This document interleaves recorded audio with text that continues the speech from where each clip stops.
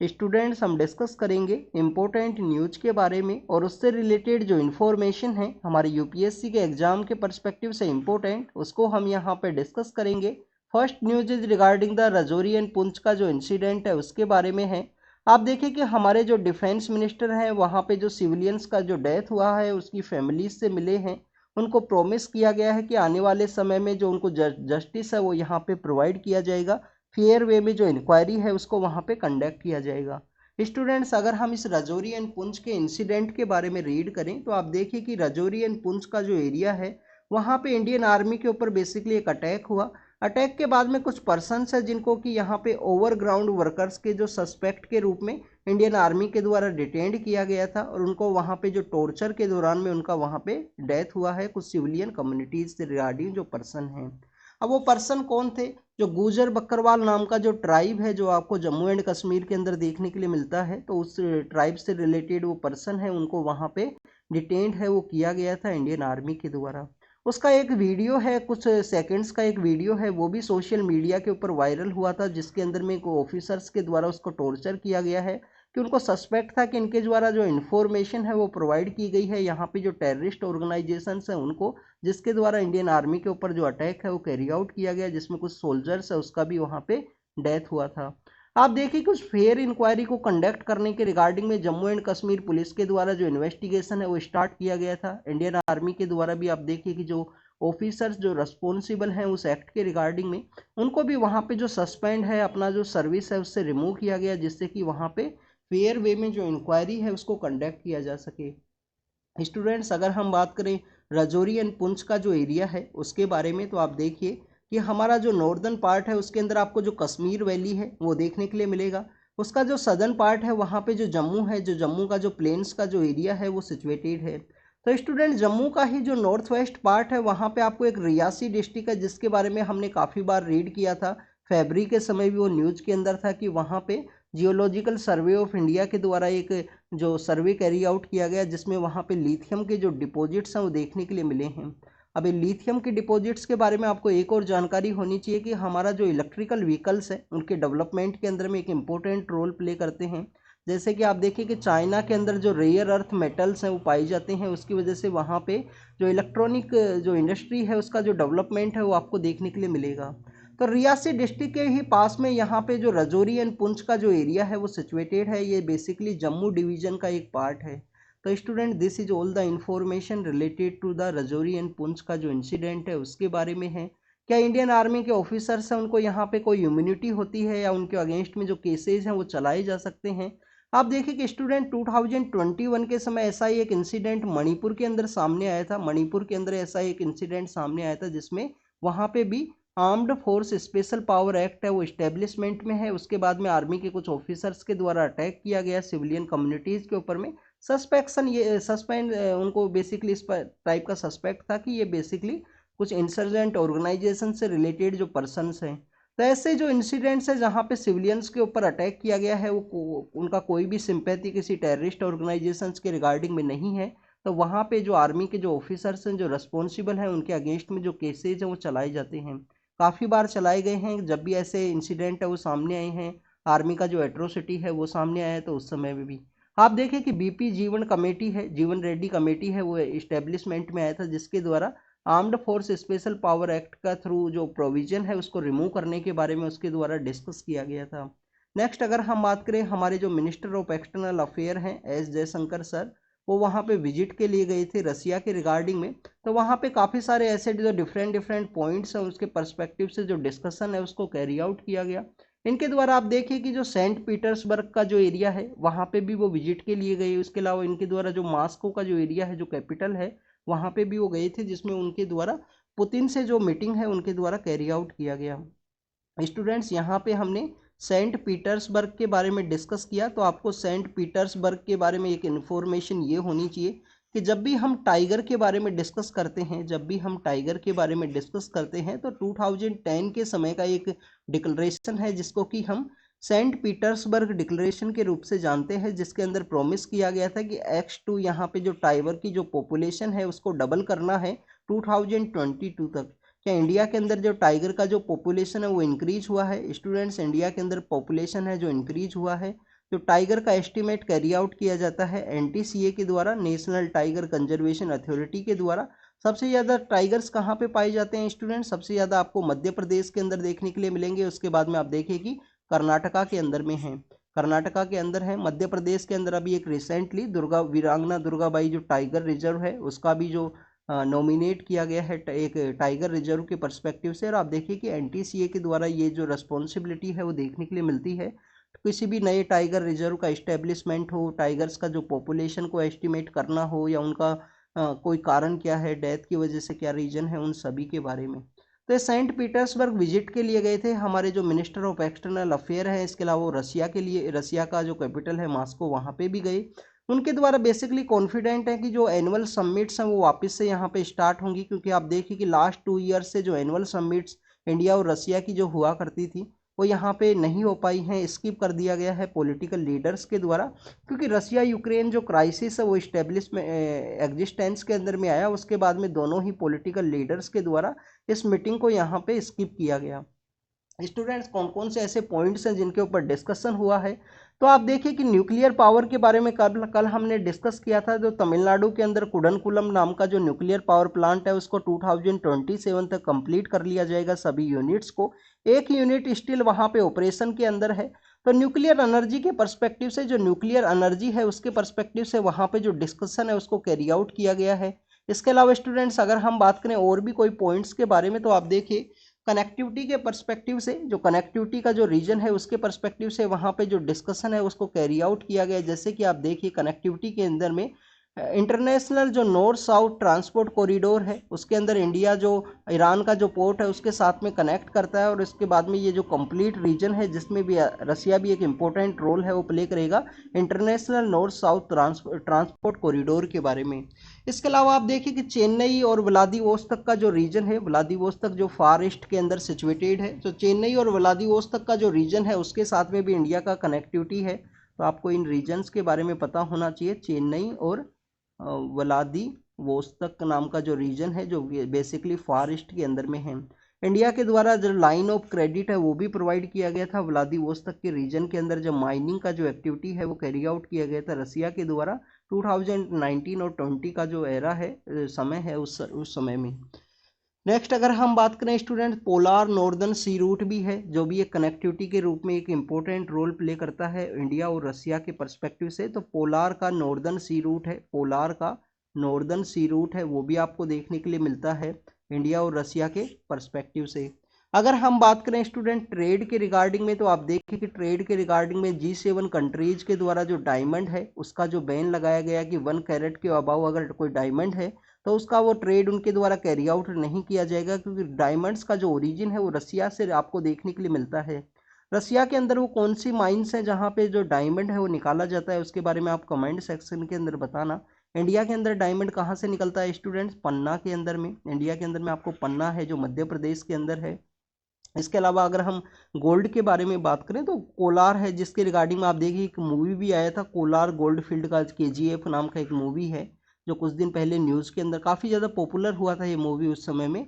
Next अगर हम trade के बारे में ही बात करें तो इंडिया के अंदर में बेसिकली आप देखिए कि जो डायमंड वहाँ पे निकाले जाते हैं रसिया के अंदर जहाँ पे माइनिंग होता है, तो इंडिया के द्वारा जो डायमंड का बेसिकली जो कटिंग का जो एक्टिविटी है, जो उसको कट करना है, उसको पॉलिश करने का जो काम है वो कहाँ पे किया जाता है इंडिया में?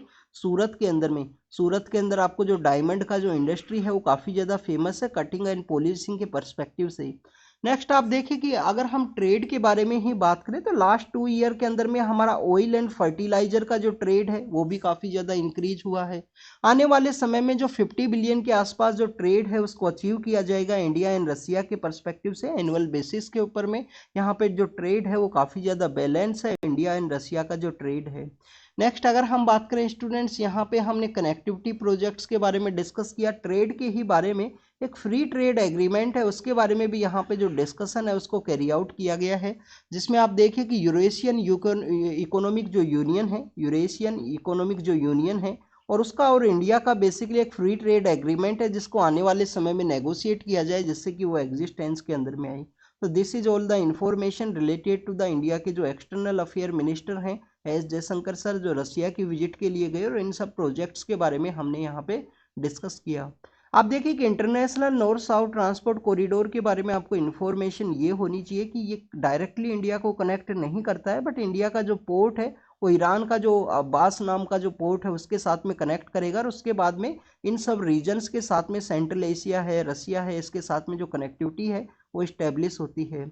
आने वाले समय में गुजरात के अंदर में एक जो वाइब्रेंट गुजरात का जो समिट है उसको भी ऑर्गेनाइज किया जाएगा, तो वहाँ पे इस तरीके का होप लगाया गया है कि रसिया का जो फार ईस्ट का जो रीजन है, व्लादिवोस्तोक का जो रीजन है, वहाँ के जो गवर्नर्स हैं वो इन्वेस्टमेंट के पर्सपेक्टिव से विजिट करेंगे गुजरात के अंदर में। तो ये इन्फॉर्मेशन था। आपने यहाँ पे न्यूक्लियर एनर्जी के बारे में डिस्कस किया कि हमारा कुडनकुलम का जो न्यूक्लियर पावर प्लांट है जो आने वाले समय में होने वाला है, रसिया के द्वारा जो सपोर्ट है वो प्रोवाइड किया गया है। तो आप देखिए कि कुडनकुलम के अलावा हम इंडिया और रसिया के द्वारा एक पावर प्लांट है, न्यूक्लियर पावर प्लांट है, जिसको कि रूपपुर का एरिया है। रूपपुर कहाँ है? बांग्लादेश के अंदर में। तो इंडिया एंड रसिया का जो फ्रेंडशिप ट्रीटी के थ्रू बांग्लादेश के अंदर भी एक न्यूक्लियर पावर प्लांट है जिसको बनाने के बारे में डिस्कस किया गया है। उसका जो मेंटेनेंस वर्क है वो इंडिया के द्वारा कैरी आउट किया जाएगा, टेक्निकल जो सपोर्ट है वो रसिया के द्वारा प्रोवाइड किया जाएगा।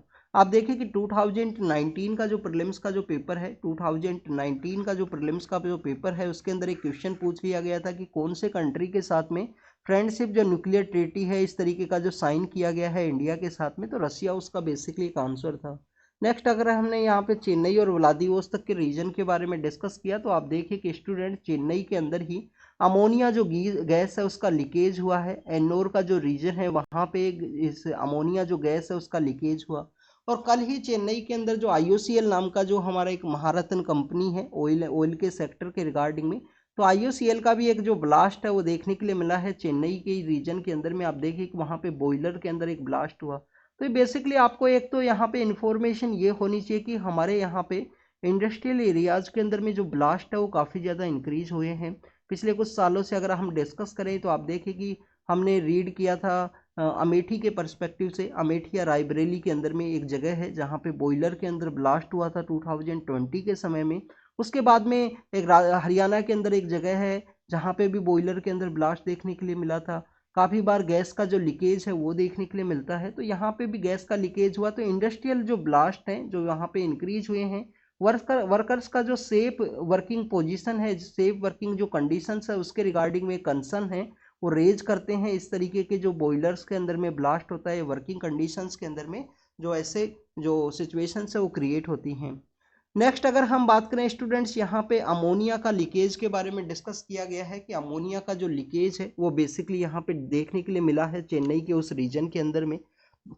तो स्टूडेंट्स यहाँ पे आपको अमोनिया के रिगार्डिंग में जो बेसिक इन्फॉर्मेशन है वो पता होनी चाहिए कि एक केमिकल कंपाउंड है जो आपको NH3 का जो केमिकल कंपाउंड है उसके रूप में देखने के लिए मिलता है अमोनिया। इसके अलावा आप देखिए कि ये कलरलेस गैस है, पंजेंडेंट ऑर्डर आपको इसका देखने के लिए मिलेगा। इसका जो यूज है जो इंडस्ट्रियल एरियाज के अंदर में, इसका जो यूज है हाउसिंग एक्टिविटीज़ के अंदर में, और आप देखिए कि एग्रीकल्चर एक्टिविटीज़ के अंदर में इसका यूज है वो किया जाता है। कलरलेस है, पंजेंडेंट, इसका जो ऑर्डर है वो आपको देखने के लिए मिलेगा, और इसका जो यूज किसके अंदर किया जाता है? इंडस्ट्रीज के अंदर में। अब कौन सी इंडस्ट्रीज के अंदर इसका यूज आपको देखने के लिए मिलेगा? तो बेसिकली जो केमिकल इंडस्ट्रीज है उसके अंदर इसका यूज है वो किया जाएगा, केमिकल इंडस्ट्रीज के अंदर में। इसके अलावा अगर हम बात करें हाउस होल्ड का एक्टिविटीज के अंदर में, तो आप देखिए कि जो क्लीनिंग के परस्पेक्टिव से हम कोई भी यहाँ पे लिक्विड है उसको यूज करते हैं, तो उसके अंदर में बेसिकली इसका जो यूज है वो यहाँ पे किया जाता है।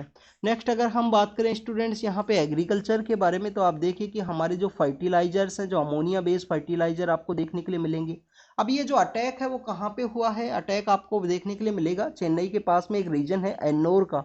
एन्नोर के अंदर में आप देखिए कि एक पोर्ट भी है जिसको नाम है वो चेंज किया गया था, उसका जो नाम है कामा रजार के नाम से किया गया था। UPSC 2023 के अंदर एक क्वेश्चन है वो पूछा गया था इसी के रिगार्डिंग में, एक स्टेटमेंट के अंदर में। कामा रजार जो हमारा पोर्ट है जो बेसिकली एक मेजर पोर्ट की कैटेगरी के अंदर में आता है। नेक्स्ट आप देखिए कि एक ब्लास्ट का जो न्यूज है वो सामने आया था इजराइल एम्बेसी के पास के रीजन के अंदर में। इजराइल एम्बेसी का जो बैकवर्ड का जो रीजन है वहाँ पे स्टूडेंट्स अगर हम बात करें 2021 के समय भी इजराइल का जो एम्बेसी है वहाँ पे एक अटैक हुआ था। उसका अभी तक कोई भी इंफॉर्मेशन है, जो इन्वेस्टिगेशन रिपोर्ट है वो सामने नहीं आया है कि किसके द्वारा जो अटैक है उसको कैरी आउट किया गया था 2021 के समय भी।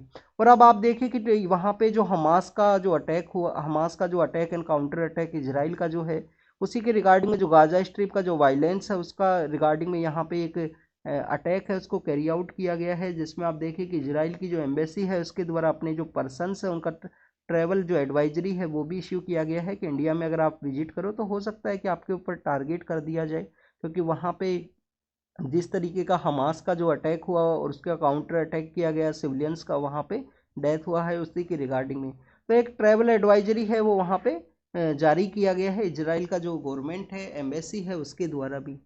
नेक्स्ट अगर हम बात करें स्टूडेंट्स, एनोर के रीजन में ये जो गैस का जो लीकेज हुआ उस केस के बारे में अगर हम डिस्कस करें तो आप देखिए कि एनजीटी के द्वारा सुमोटो के रूप में कोग्निजियंस है उस केस का लिया गया है और अपनी जो यहाँ पे तमिलनाडु के अंदर ये गैस का जो लीकेज है वो क्यों हुआ इसको बेसिकली यहाँ पे एग्जामिन किया जाएगा। स्टूडेंट्स, नेशनल ग्रीन ट्राइब्यूनल के बारे में आपको पता होना चाहिए कि 2010 के समय में प्रिंसिपल ऑफ नेचुरल जस्टिस के ऊपर ये वर्क करता है। प्रिंसिपल ऑफ नेचुरल जो जस्टिस का जो कॉन्सेप्ट है उसके ऊपर ये बेसिकली वर्क करता है। आप देखिए कि 2010 के समय इसको इस्टेब्लिश किया गया था।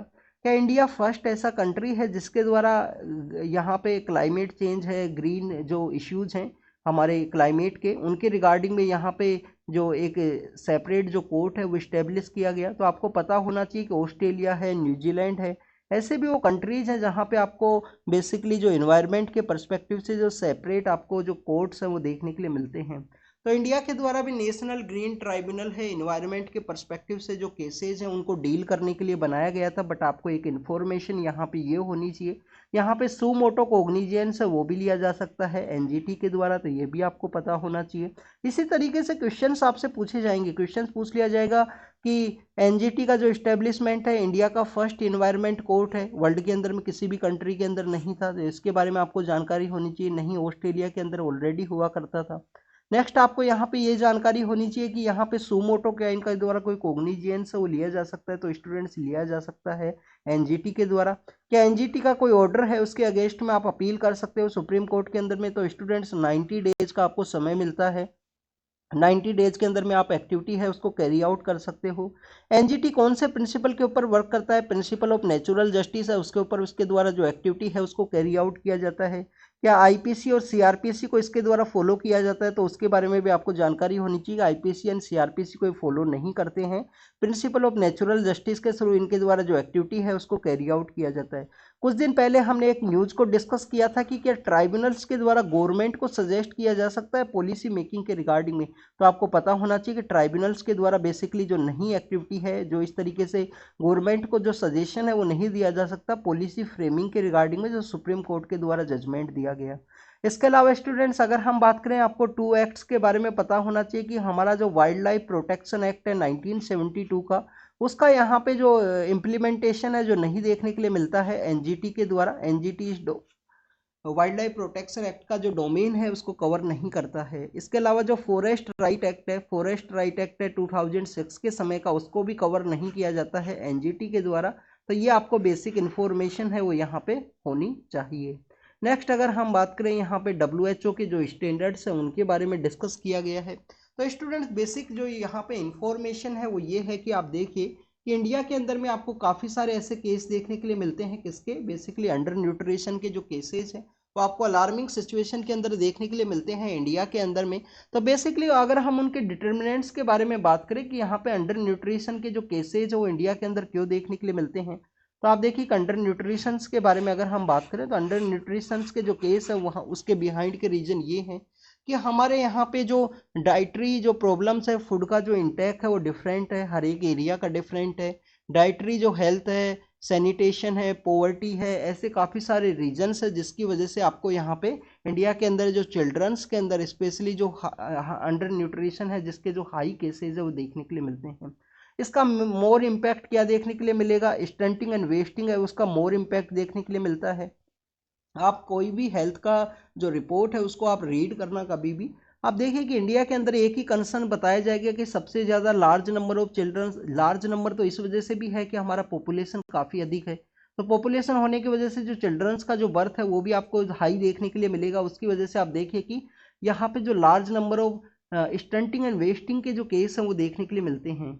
तो यहाँ पे डिस्कस किया गया है कि WHO के अंदर में बेसिकली जो हेल्थ के जो स्टैंडर्ड्स हैं उनको कौन से बेसिस पे यहाँ पे कैलकुलेट किया जाता है? तो WHO के द्वारा एक स्टडी है उसको कैरी आउट किया गया था, जिसको कि हम standard of mall nutrition based study है, जो 1997 और 2003 के समय में उसको कैरी आउट किया गया। उस स्टडी के बारे में अगर हम बात करें तो उसको यहाँ पे multi centre growth reference study के रूप से जानते हैं। Multi centre growth reference study के रूप से हम जानते हैं।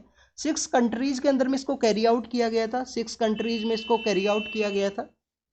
ब्राज़ील है, घाना है, घाना के अलावा USA है, इंडिया, नॉर्वे और ओमान नाम का जो कंट्री है वहाँ पे उस स्टडी है उसको कैरी आउट किया गया था WHO के द्वारा, जैसे कि मल्टी सेंटर जो ग्रोथ रेफरेंस जो स्टडी है उसको यहाँ पे कैरी आउट किया जा सके।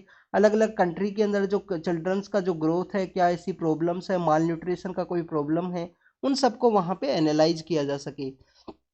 तो बेसिकली यहाँ पे पैटर्न ऑफ ग्रोथ को डिटरमाइन करने के लिए इस तरीके से अलग अलग कंट्रीज के अंदर जो स्टडी है उसको कैरी आउट किया गया। स्टूडेंट्स, अगर हम बात करें इससे पहले वाली स्टडी के बारे में जो स्टैंडर्ड हुआ करते थे WHO के पर्सपेक्टिव से, वहाँ पे आपको देखने के लिए मिलेगा national centre for health statics है, जो ओनली US के अंदर उसको कंडक्ट किया गया था WHO के द्वारा। तो हर एक स्टेट के अंदर में डिफरेंट अलग अलग जो पैरामीटर्स हैं उनको एनालाइज किया जाए, डिफरेंट पैरामीटर्स को एनालाइज किया जाए। उसी के रिगार्डिंग में इस तरीके से जो 6 कंट्रीज हैं अलग अलग एरिया से बिलोंग करते हैं, उसके अंदर इस स्टडी को मल्टी सेक्टर जो ग्रोथ रेफरेंस स्टडी है उसको कंडक्ट किया गया। अब अगर हम यहाँ पे बात करें तो स्टूडेंट्स बेसिकली प्रॉब्लम यहाँ पे ये है कि यहाँ पे इंडिया के अंदर इन स्टैंडर्ड्स के अंदर में इंडियन जो एजेंसीज हैं उनके द्वारा कहा जाता है कि इंडिया के अंदर बेसिकली ओवर एस्टिमेट है वो किया जाता है, अंडर न्यूट्रिशन का जो प्रॉब्लम है उसको यहाँ पे इंडिया के पर्सपेक्टिव से। बट अगर हम बात करें students national family health survey का जो डाटाज है उसके बारे में, तो आप देखिए कि नेशनल फैमिली हेल्थ सर्वे के जो डाटाज हैं वो बेसिकली यहाँ पे बताते हैं कि जो 12.7% जो चिल्ड्रंस हैं उनको जो मिनिमम एक्सेप्टेबल जो डाइट्स है वो यहाँ पे नहीं मिलती है। अगर हम जेनेटिक ग्रोथ के पर्सपेक्टिव से एक जो थ्योरी है वो जो इंडिया के पर्सपेक्टिव से बताई जाती है कि जो मैटरनल हाइट है वो जो यहाँ पे अनडेनिएबल है, वो बेसिकली यहाँ पे जो चिल्ड्रन का जो ग्रोथ है उसको डिसाइड करता है, तो वो भी एक आपको थ्योरी देखने के लिए मिलेगा। तो इन्हीं के रिगार्डिंग में इस तरीके से इन रेफरेंस स्टैंडर्ड्स को यहाँ पे किस तरीके से डेवलप किया जा सके, किस तरीके से इनको यूज करना है, या इंडिया के पर्सपेक्टिव से जो अलग जो डाटाज हैं, अलग जो रेफरेंस स्टैंडर्ड्स हैं उनको यहाँ पे डेवलप किया जाए। तो उसके रिगार्डिंग में ICMR के द्वारा बेसिकली एक कमेटी है, ICMR के द्वारा एक कमेटी है उसको बनाया गया है, जिससे कि इन डाटाज को यहाँ पे प्रॉपर वे में एनालाइज किया जाए। क्योंकि स्टूडेंट्स यही जो बेसिक स्टैंडर्ड्स हैं वो किसी भी कंट्री का जो पॉलिसी फ्रेमिंग है उसके लिए एक इम्पोर्टेंट रोल प्ले करेंगे। इंपॉर्टेंट रोल किस तरीके से प्लेंगे आप करेंगे, आप देखें स्टंटिंग एंड माल न्यूट्रिशन के अगर प्रॉब्लम्स हैं तो वहाँ पे गवर्नमेंट के द्वारा इस तरीके से चिल्ड्रंस को डील किया जाएगा कि उनको यहाँ पे इम्प्रूव किया जा सके उन डाटाज को यहाँ पे। नेक्स्ट अगर हम बात करें स्टूडेंट्स, यहाँ पे विकसित भारत का जो कॉन्सेप्ट है उसके बारे में डिस्कस किया गया है कि हमको विकसित भारत के अलावा हैप्पीनेस का जो कॉन्सेप्ट है उसके ऊपर भी ध्यान देने का ज़रूरत है। तो स्टूडेंट्स यहाँ पे डिस्कस किया गया कि 2047 के समय इंडिया का टारगेट है कि डेवलप्ड कंट्री का जो स्टेटस है उसको हम अचीव करें। जो डेवलप्ड कंट्री है, जो विकसित कंट्री है, उसका जो स्टेटस है उसको हमको अचीव करना है। हमारे इंडिपेंडेंस के जो 100 ईयर्स हैं वो कंप्लीट होने के समय में, 100 ईयर्स के समय में, 2047 के समय में क्या ये जो टारगेट जो दिया गया है ये पॉसिबल है स्टूडेंट? तो यस, हम बोल सकते हैं कि पॉसिबल है। बट इंडिया को कुछ यहाँ पे जो डिफरेंस, कुछ चेंजेस है वो कैरी आउट करना होगा, जैसे कि फाइनेंशियल इंक्लूजन का जो कॉन्सेप्ट है, फाइनेंशियल इंक्लूजन का जो कॉन्सेप्ट है, सोशल इंक्लूजन का जो कॉन्सेप्ट है उसको यहाँ पे कैरी आउट करना होगा इंडिया को बेसिकली। इसके अलावा स्टूडेंट्स यहाँ पे बताया गया है कि स्ट्रेटजिक जो चेंज है, लेबर रिफॉर्म्स है, फाइनेंशियल सेक्टर के अंदर जो रिफॉर्म्स है उनको भी यहाँ पे कैरी आउट करना होगा, जिससे कि हम इन चीज़ों को यहाँ पे अचीव कर सकें। बट स्टूडेंट्स यहाँ पे बताया गया है कि अगर हम इस प्रोग्रेस को रीड करें तो बेसिकली एक नंबर्स का एक प्रोग्रेस होगा। और इंडिया के अंदर हम किस चीज़ की वजह से जाने जाते हैं, हमारा जो वैल्यूज़ का जो चीज़ें हैं, हमारे जो वैल्यूज़ हैं उनकी वजह से हम जाने जाते हैं इंडिया के पर्सपेक्टिव से। तो आप देखिए कि हमें बेसिकली यहाँ पे विकसित भारत के साथ ही साथ हमें यहाँ पे कौशल भारत जो है, हैप्पी जो इंडिया है, उसके भी पर्सपेक्टिव में जो ध्यान है उसको देने का ज़रूरत है, उसके बारे में यहाँ पे बताया गया। तो कौशल भारत के ऊपर हमको ध्यान देना है। इसके अंदर बताया गया है कि जो रिच कंट्रीज हैं वहाँ पे जो हैप्पीनेस है वो आपको बेसिकली नहीं देखने के लिए मिलेगा। GDP का जो डेवलपमेंट है वो काफ़ी अच्छा होता है। जीडीपी का जो डेवलपमेंट है वो काफ़ी अच्छा होगा। इसके अलावा आप देखें कि वहाँ पे जो पर कैपिटा इनकम है वो आपको काफ़ी सही देखने के लिए मिलेगा। बट अगर हम बात करें स्टूडेंट्स कि यहाँ पे सोशल वैल्यूज़ के बारे में, फैमिली स्ट्रक्चर्स के बारे में, वो आपको काफ़ी कम देखने के लिए मिलेगा। जिसमें आप यूएसए का एक एग्जाम्पल के रूप में देख सकते हो। आप देखें कि यूएसए के अंदर में सब कुछ अच्छा है, डेवलपमेंट है, काफ़ी सही है। बट आप देखें कि काफ़ी बार स्कूल्स के अंदर में जो साइकोलॉजिकल डिसऑर्डर के जो केसेज हैं, गन फायर के जो इंसिडेंट्स हैं, वो वहाँ पे सामने आते हैं।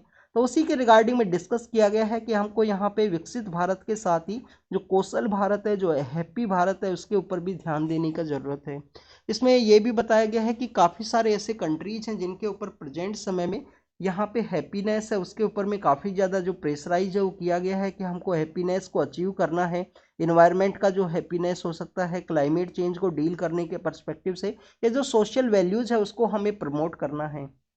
इसके अंदर में यहाँ पे रेफरेंस ये भी दिया गया कि जो ग्लोबल हैप्पीनेस जो रिपोर्ट है, यूएन का जो ग्लोबल हैप्पीनेस रिपोर्ट है, वर्ल्ड हैप्पीनेस रिपोर्ट, उसका अगर रिपोर्ट के बारे में बात करें तो 2023 के समय में जो वर्ल्ड का हैप्पीनेस रिपोर्ट आया उसके अंदर इंडिया का जो रैंकिंग है वो काफ़ी कम है। इंडिया का जो रैंकिंग है वो काफ़ी कम देखने के लिए मिला। 126 इंडिया ने रैंक आया था आउट ऑफ 137 कंट्रीज के अंदर में। तो हमको बेसिकली यहाँ पे रैंकिंग इंप्रूव करना चाहिए, जो 6 पैरामीटर्स के बेसिस पे और जो रैंक है वो निकाली जाती है। हेल्थ है, लाइफ एक्सपेक्टेंसी है, जेनरसिटी है, सोशल सपोर्ट है, इसके अलावा freedom to make the life choice के रिगार्डिंग में है। और आप देखें कि जो करप्शन का परसेप्शन किस तरीके से है, ये 5 पैरामीटर्स हैं। इसके अलावा आपको देखने के लिए मिलेगा 6 पैरामीटर जो कोविड-19 के समय में ट्रस्ट एंड द बेनेवोलेंट जो सिचुएशन है क्राइसिस के समय में, उसको ऊपर यहाँ पे प्रेशराइज किया गया वर्ल्ड का जो हैप्पीनेस रिपोर्ट है उसके अंदर में। इंडिया का रैंकिंग काफ़ी कम रहा और डब्ल्यूएचओ का ये जो बेसिकली जो रिपोर्ट निकालते हैं हैप्पीनेस का, डब्ल्यूएचओ के द्वारा नहीं निकाली जाती स्टूडेंट। जो हैप्पीनेस का जो रिपोर्ट निकालते हैं उन पर्सन्स के द्वारा कहा गया है कि कोविड-19 में काफ़ी सारे लोगों के द्वारा अपने जो पर्सन्स हैं उनका जो लॉस देखने के लिए मिला, बट उसके बाद में भी जो काइंडनेस है वो इंक्रीज हुआ है। फिनलैंड, आइसलैंड के जो कंट्रीज हैं उसके बारे में यहाँ पे डिस्कस किया गया है। वहाँ पे हैप्पीनेस का जो इंडेक्स है उसके अंदर काफ़ी अच्छी रैंक है। इंडिया को भी यहाँ पे हर एक कानून के ऊपर में, हर एक रिपोर्ट के ऊपर ध्यान देने का ज़रूरत है, जिससे कि हम हमारी जो सोशल वैल्यूज़ है उसको यहाँ पे अचीव कर सकें। तो उसके बारे में यहाँ पे डिस्कस किया गया है। नेक्स्ट न्यूज़ के बारे में अगर हम बात करें 24 के पर्सपेक्टिव से, जो हेल्थ के जो प्रायोरिटी है उसके बारे में बताया गया कि आप देखिए कि 2023 के समय जब नवरात्रा का फेस्टिवल गुजरात के अंदर ऑर्गेनाइज हुआ था, 10 लोग हैं उनका वहाँ पे डेथ हुआ था। कुछ तो ऐसे भी लोग हैं जो उनका एज है वो काफ़ी कम था, बट उनका जो कार्डियल वस्कुलर डिजीज़ है या हेल्थ के जो स्ट्रोक्स हैं उनकी वजह से उनका जो डेथ है वो देखने के लिए मिला। तो बेसिकली इस तरीके का जो डेथ हुआ, इस तरीके के जो इंसिडेंट सामने आए, ये यहाँ पे क्या रिवील करते हैं स्टूडेंट्स, ये यही रिवील करते हैं कि बेसिकली जो नॉन कम्युनिकेबल डिजीज़ हैं उनका जो नंबर्स हैं वो यहाँ पे इंक्रीज हुए हैं। अब नॉन कम्युनिकेबल जो डिजीज़ हैं वो कौन कौन सी हैं, जैसे कि आप देखिए कि कैंसर का जो इश्यू है, डायबिटीज़ है, रेस्पिरेटरी का कोई आपको प्रॉब्लम है, इसके अलावा कार्डियोवैस्कुलर जो डिजीज़ हैं उनको सभी को यहाँ पे नॉन कम्युनिकेबल डिजीज़ है उसके रूप में बताया गया है। उसके यहाँ पे डाटा के बारे में बात की गई है कि हमारे यहाँ पे जो 60% जो डेथ देखने के लिए मिलती हैं इंडिया के अंदर में, वो नॉन कम्युनिकेबल डिजीज़ की वजह से आपको देखने के लिए मिलेंगी। आप देखिए कि यहाँ पे ये एक और डाटा बताया गया है कि अगर कोई पर्सन है जिसके द्वारा अपना जो 70% ईयर, अगर 70 वाला जो बर्थ है उसको सेलिब्रेट किया जाएगा, तो उस समय में आप देखिए कि 22% कोई पॉपुलेशन है उसको जो नॉन कम्युनिकेबल डिजीज़ हैं वो हो जाएंगी उस समय तक, आने वाले समय में। तो इस इन्हीं सब को देखते हुए हमको यहाँ पे बेसिकली अब जो अपना हेल्थ है उसको एक मेन प्रायोरिटी है उसके रूप में रखना चाहिए। यहाँ पे इनके द्वारा बताया गया है कि यहाँ पे अगर आप प्रॉपर जो क्लीन फूड है उसको अगर यहाँ पे आप ईट करोगे तो वो आपके लिए मोर बेनिफिशियल रहेगा। फास्ट फूड, इन सभी जो एक्टिविटीज़ हैं, रेडी टू ईट का जो कॉन्सेप्ट है उन सबको अवॉइड करना चाहिए। यहाँ पे जो क्लीन फूड है, जो होम मेड जो फूड है उसको यहाँ पे मेन प्रायोरिटी के रूप में रखना चाहिए, क्योंकि health is our top priority in the 2024। यहाँ लाइफ स्टाइल के बारे में भी डिस्कस किया कि हर एक पर्सन को मिनिमम 30 मिनट्स का जो वॉक है वो ज़रूर से करना चाहिए। कि आप स्पीड भी वे में यहाँ पे एक्सरसाइज को नहीं कर सकते तो 30 मिनट्स का जो वॉक है उसको आपको ज़रूर से कैरी आउट करना चाहिए अपने कंप्लीट डे साइकिल के अंदर में। अगर आप स्टूडेंट्स प्रिपरेशन भी करते हो तो आपको भी इस तरीके का वॉक है वो ज़रूर से करना चाहिए, हो सके तो मॉर्निंग के समय में, इवनिंग के समय में। वो बेसिकली आपका जो मेंटल हेल्थ है उसके पर्सपेक्टिव से भी एक इम्पोर्टेंट रोल प्ले करेगा। यहाँ पे साइकोलॉजिकल एंड जो मेंटल हेल्थ है उसके ऊपर भी ध्यान देने के बारे में बात की गई है, तो वो भी हमारा एक टॉप प्रायोरिटी होना चाहिए 2024 के पर्सपेक्टिव से। और उसी के बारे में कहा गया है कि हम जो नॉन कम्युनिकेबल डिजीज है इनको किस तरीके से रिमूव कर सके, इनका जो इफेक्ट है उसको रिड्यूस कर सके। That completely depends on our कि हमारा जो लाइफ स्टाइल है वो किस तरीके से है, हम किस तरीके से अपना जो कुछ समय है वो बेसिकली यहाँ पे हमारा जो बॉडी है उससे हमारा जो लिटिल बिट जो पसीना है वो निकले कंप्लीट डे के अंदर में, या बॉडी का जो पार्ट्स हैं वो कंप्लीटली एक्टिविटी है उसको कैरी आउट करें, जिससे कि हम इन नॉन कम्युनिकेबल डिजीज हैं उनको यहाँ पे अवॉइड कर सकें। आप भी अगर स्टडी करते हो तो स्टूडेंट टू मच मत कैरी आउट करना, बट एटलीस्ट 20 मिनट 30 मिनट्स के लिए आप वॉक है वो कर सकते हो। लिटिल बिट एक्सरसाइज है उनको कैरी आउट कीजिए, जो आपको मेंटल हेल्थ या प्रिपरेशन के अंदर भी आपका जो स्ट्रेस लेवल को रिड्यूस करने में हेल्प करेगा। क्योंकि जब भी आप वॉक करते हो, जब भी आपका जो पसीना है वो निकलता है बॉडी से, तो उस समय में आपका जो बेसिकली हार्मोन्स है वो चेंज होते हैं। स्ट्रेस के रिगार्डिंग में जो हार्मोन्स है वो वहाँ पे रिड्यूस होते हैं।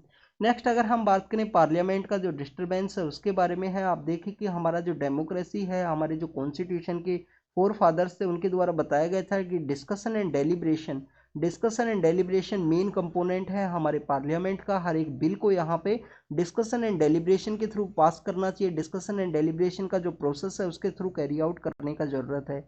इसके अंदर में आप देखें कि काफ़ी बार जो कमेटी स्टेज है उसके बारे में भी डिस्कस किया जाता है कि बिल्स को वहाँ पे कमेटी स्टेज के थ्रू पास करना चाहिए, जिससे कि यहाँ पे क्लोज बाय क्लोज उसका जो डिस्कशन है उसको कैरी आउट किया जा सके।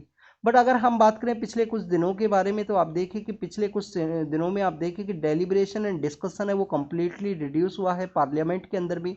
यहाँ पे अपोजिशन पार्टी के जो मेंबर्स हैं जिनको विंटर सेशन के दौरान में 146 जो मेंबर्स हैं उनको सस्पेंड किया गया, उसके बारे में डिस्कस किया गया है कि और उस समय गवर्नमेंट के द्वारा जो इंपॉर्टेंट बिल्स हैं उनको पास करवाया गया पार्लियामेंट के अंदर में, तो विदाउट क्वालिटी डिस्कशन अपोजिशन के द्वारा बेसिकली कुछ क्लोज हैं जिनके ऊपर जो कंसर्न है वो भी रेज नहीं किया गया, क्योंकि अपोजिशन के 146 जो एमपीज है वो वहाँ पे सस्पेंड थे। 100 इसके अंदर लोकसभा के अंदर हैं और 46 राज्यसभा के अंदर हैं। तो इस तरीके से बेसिकली जो पार्लियामेंट के अंदर एक तो डिस्ट्रप्शन होता है, डिस्ट्रप्शन किसके रिगार्डिंग में, पार्लियामेंट के अंदर जो सिक्योरिटी ब्रीच का जो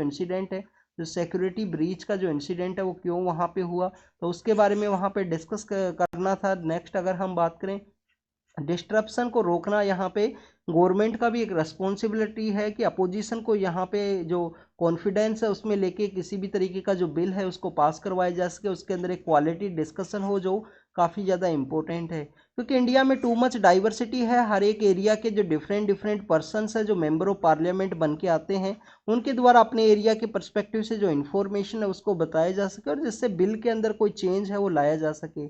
तो उसी के रिगार्डिंग में बात किया गया है। कमेटी स्टेज के अंदर जो बिल्स हैं वो भी यहाँ पे रिड्यूस हुई हैं पिछले कुछ दिनों से, कि बिल को जो कमेटी स्टेज है उसके लिए रेफर नहीं किया जाता है, जल्दी में जो बिल्स हैं उनको पास करवाया गया है विदाउट डिस्कशन एंड डेलिब्रेशन, जो क्वालिटी डिस्कशन एंड डेलिब्रेशन हो सके। नेक्स्ट अगर हम बात करें इंडियन नेशनल कांग्रेस का स्टूडेंट्स फाउंडिंग डे है, तो आप देखिए कि क्विज है द हिंदू न्यूज़पेपर के अंदर पब्लिश हुआ है। हम यहाँ पे इंडियन नेशनल कांग्रेस का जो फाउंडिंग ईयर है उसके बारे में बात करेंगे। आप देखें कि इसको बेसिकली जो फाउंड किया गया था 1885 के समय में, 1885 के समय आपको देखने के लिए मिलता है आज ही का जो दिन है 28 दिसंबर, मुंबई के अंदर इसको किया गया। एओ हुम इसके सेक्रेटरी हुआ करते थे।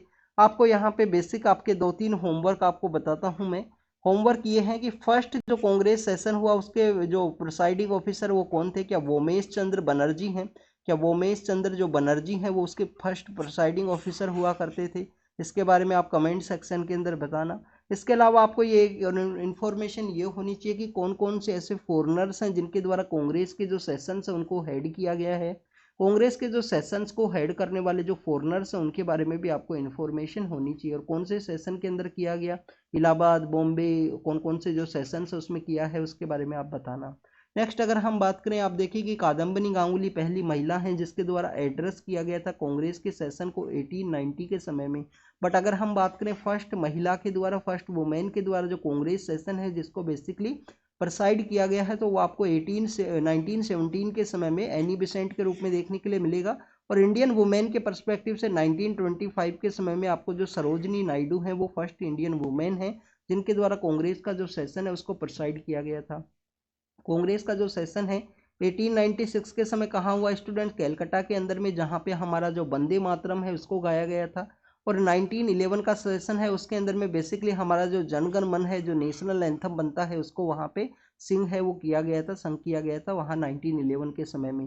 कांग्रेस का एक सेशन है जो आपको रूरल एरिया के अंदर भी देखने के लिए मिलेगा। 1936 के समय में फिरोजपुर नाम का जो जगह है वहाँ पे पंडित जवाहरलाल नेहरू के द्वारा उनको हेड किया गया था। 1929 का जो लाहौर सेशन है वो भी इम्पोर्टेंट है। आप देखिए कि वहाँ पे पूर्ण स्वराज के बारे में डिस्कस किया गया है। 1906 का जो सेशन है जिसके अंदर दादा भाई नौरोजी उसको हेड किया गए थे, वहाँ पे स्वराज का जो कॉन्सेप्ट है उसको रीड किया गया। और आप देखिए कि हमारे महर्षि दयानंद सरस्वती वो पर्सन है जिनके द्वारा जो स्वराज है जो वर्ड पहली बार इनिशिएट किया गया था और इसको पॉपुलराइज किया गया लोकमान्य तिलक के द्वारा। यहाँ पे हमने पूर्ण स्वराज के बारे में बात किया गया। 1931 का जो सेशन है वो भी इम्पोर्टेंट है जिसको कि वल्लभ भाई पटेल के द्वारा हेड किया गया था, कराची के अंदर आया था। इकोनॉमिक प्रोग्राम्स के बारे में वहाँ पे बात हुई, फंडामेंटल राइट्स के बारे में वहाँ पे बात हुई। तो this is all the information related to the Congress sessions के बारे में है। एक 1955 का भी एक सेशन है जो अवधि के अंदर ऑर्गेनाइज हुआ था। चेन्नई के पास में ही एक जगह है अवधि, जहाँ पे देखिए कि एक यूनिवर्सिटी भी है जिसको कि हम वेल टेक यूनिवर्सिटी के नाम से जानते हैं, जो इंजीनियरिंग के पर्सपेक्टिव से कॉलेज है। तो अवधि जो वहाँ पे है 1955 का सेशन हुआ था, वहाँ पे जो सोशल जो कॉन्सेप्ट है उसको ऐड किया गया। और आप देखिए कि जो सोशलिज्म है हमारे प्रियम्बल के अंदर में, और बेसिकली आपको अवधि सेशन का ही इन्फ्लुएंस के पर्सपेक्टिव से देखने के लिए मिलता है। This is all the information related to the Congress sessions के बारे में है। आपको यहाँ पे गांधी जी के द्वारा कौन सा सेशन है उसको हेड किया गया, तो गांधी जी के द्वारा 1924 का जो बेलगाम सेशन है उसको हेड किया गया था। बेलगाम जो सेशन है उसको हेड किया गया। अब एक इन्फॉर्मेशन आपसे पूछ ली जाएगी, गांधी जी के द्वारा फर्स्ट कौन सा सेशन है जिसके अंदर वो कांग्रेस के प्लेटफॉर्म के ऊपर अपीयर हुए थे। तो 1901 के समय अफ्रीका से कुछ दिनों के लिए गांधी जी इंडिया के लिए आए थे। 1901 का जो सेशन है उसके अंदर वो फर्स्ट टाइम अपीयर होते हैं कांग्रेस के किसी प्लेटफॉर्म के ऊपर में। नेक्स्ट अगर हम बात करें स्टूडेंट, पंजाब गवर्नमेंट के द्वारा कहा गया है कि उनके द्वारा जो टैब्लो है वो जो सेंड किया गया, जो झांकी जो निकाली जाती है 26 जनवरी रिपब्लिक डे परेड के दौरान में, तो उसको रिजेक्ट कर दिया गया है। इसमें बताया गया है कि पंजाब का एक हेरिटेज है, फ्रीडम मूवमेंट में एक कंट्रीब्यूशन है, उसको रिकॉग्नाइज करने का ज़रूरत है। फ्रेंच के जो प्रेसिडेंट है वो आने वाले हैं, उसके बारे में। सिख कम्युनिटी से रिलेटेड जो फर्स्ट महिला है जिन्होंने अपना जो सेक्रीफाइस है वो कैरी आउट किया था, उनसे रिलेटेड एक टैब्लो है उसको सेंड किया गया था। तो उसी के रिगार्डिंग में बेसिकली यहाँ पे जो डिस्कशन है उसको किया गया है कि हमारा जो टैब्लो है उसको रिजेक्ट किया गया। आप देखिए कि हर एक मैक्सिमम स्टेट्स का जो टैब्लो है वो आपको देखने के लिए मिलेगा कि फ्रीडम हमारा जो रिपब्लिक डे का जो परेड है उसके दौरान में, जिसमें कोई ना कोई जो मैसेज है वो दिखाया जाता है।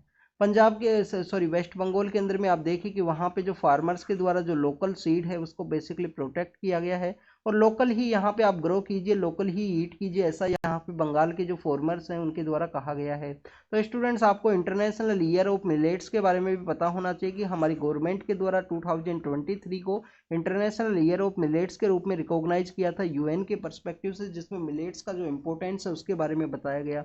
हमारे हर एक एरिया के अंदर में आपको मिलेट्स देखने के लिए मिलते हैं, कहीं पे रागी है, कहीं पे बाजरा है, कहीं पे ज्वार है, जिसको कि उगाया जाता है। आप देखिए कि मध्य प्रदेश के अंदर एक जगह है ढिंडोरी, मध्य प्रदेश के अंदर एक जगह है ढिंडोरी, वहाँ का जो मॉडल है जिसको भी मिलेट्स के मॉडल के रूप से जाना जाता है, कि मिलेट का जो मॉडल है उसके रूप में आपको ढिंडोरी मॉडल के बारे में पता होना चाहिए। काफ़ी सारे मिलेट्स को प्रोटेक्ट किया गया है। और आपको एक और जानकारी ये होनी चाहिए मिलेट्स के परस्पेक्टिव से कि वहाँ पे आप देखिए कि जो इसको क्रॉप करना भूल गए स्टूडेंट, सॉरी। नेक्स्ट अगर हम बात करें ढिंडोरी मॉडल के बारे में, वहाँ पे एक महिला भी हैं जिनके द्वारा काफ़ी सारे जो मिलेट्स के जो सीड्स है उसको प्रोटेक्ट किया गया है उनके द्वारा। इसके अलावा आपको जो सीड ट्रीटी है उसके बारे में भी पता होना चाहिए। सीड के रिगार्डिंग में आप देखिए कि 96 का हमारा एक एक्ट है जो सीड के परस्पेक्टिव से है, कि कोई भी सीड का जो इंडस्ट्री है अगर यहाँ पे उनके द्वारा बीज लिया गया है, फार्मर के द्वारा उगाया जाता है और उसका कोई भी प्रोडक्शन नहीं देखने के लिए मिलता है, क्रॉप का फेलियर है, तो क्या यहाँ पे कंपनी के द्वारा कंपनसेशन है वो उनको प्रोवाइड किया जाएगा या नहीं, उसके बारे में भी आपको जानकारी होनी चाहिए, जिसको 2019 में अमेंड करने के बारे में बात की गई थी सीड एक्ट को। नेक्स्ट आपको स्वेलबार्ड जो ट्रीटी है उसके बारे में पता होना चाहिए कि सभी जो सीड्स हैं उनको वहाँ पे प्रोटेक्ट किया गया है, कि कभी हमारे यहाँ पे जो डूम्स डे है, तबाही का जो दिन है वो आता है इस पृथ्वी के ऊपर में, तो वहाँ पे जो सीड है वो प्रोटेक्टेड रहें और उसके बाद में वो कभी ना कभी उग के निकलें यहाँ पे धरती के अंदर में, तो उसी को बताया गया है। नेक्स्ट आप देखें कि यूएस के जो प्रेसिडेंट है उनके कोर्ट के द्वारा मना किया गया है कि उनको बैलेट से यहाँ पे रिमूव नहीं किया जा सकता है। नॉर्थ साउथ कोरिया के बारे में है, एक ऑस्कर विनिंग पर्सन है जिनका वहाँ पे डेथ हुआ, नॉर्थ कोरिया के बारे में है, और यहाँ पे चाइना के पर्सपेक्टिव से है। इंपॉर्टेंट कुछ भी नहीं है। रशिया के द्वारा स्ट्राइक डाउन किया गया है जिसमें यूक्रेन का कोई सिटी है जिस पे अटैक हुआ है, पावर आउट वहाँ पे सिचुएशन क्रिएट हुआ है। आप देखिए कि एक सिटी है उसको भी अभी रिसेंटली अनेक्स किया गया था, रशिया का यूक्रेन का एक सिटी है उसको। यहाँ पे अगर हम बात करें इजराइल के जो मिलिट्री चीफ है उनके द्वारा स्टेटमेंट दिया गया है जो कंटिन्यूस यहाँ पे वॉर है वो रहेगा सिचुएशन अभी प्रेजेंट समय में हमास के एरिया के रिगार्डिंग में। इजराइल के द्वारा अटैक है जिसके अंदर कुछ लोगों का डेथ हुआ है, 6 पर्सन यहाँ पे डेथ हुआ है इजराइल के ऑपरेशन के अंदर में, वेस्ट बैंक का जो रीजन है उसके अंदर में। इजराइल का जो लोकेशन है उसके बारे में आपको पता होना चाहिए, यहाँ पे गाजा स्ट्रिप सिचुएटेड है, यहाँ पे वेस्ट बैंक सिचुएटेड है, यहाँ पे एक रिवर निकलती है उसका वेस्टर्न पार्ट के अंदर में है, जॉर्डन रिवर है जिसका वेस्ट बैंक है। यहाँ पे आप देखिए कि लेबनान नाम का कंट्री है, यहाँ पे सीरिया अपना जो एरिया शेयर करता है, यहाँ पे आपको जॉर्डन देखने के लिए मिलेगा इस एरिया में। यहाँ पे गल्फ ऑफ अकाबा है जिसके थ्रू में रेड सी के साथ में कनेक्टिविटी है, और यहाँ पे सनाई पेनिनसुला है इसका इजिप्ट का सनाई पेनिनसुला है जो एरिया शेयर करता है यहाँ पे हमास का जो गाजा स्ट्रिप है उसका राफा बॉर्डर के साथ में सदर्न पार्ट के अंदर में।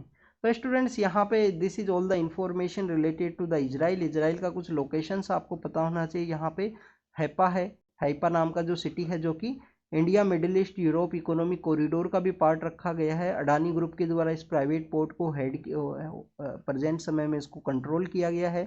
यहाँ पे बैटल ऑफ हैपा है, फर्स्ट वर्ल्ड वॉर के समय इंडिया के जो सोल्जर्स हैं उनके द्वारा भी प्रोटेक्ट किया गया था इस हैपा नाम की सिटी को। सितंबर के समय हम उसको सेलिब्रेट करते हैं। आप देखिए कि ब्रिटिश इंडिया के समय कुछ सोल्जर्स थे हमारे, राजकोट है, जोधपुर है, उस समय के जो सोल्जर्स हैं उनके द्वारा बेसिकली इस हैपा नाम की जो सिटी है उसको प्रोटेक्ट किया गया था।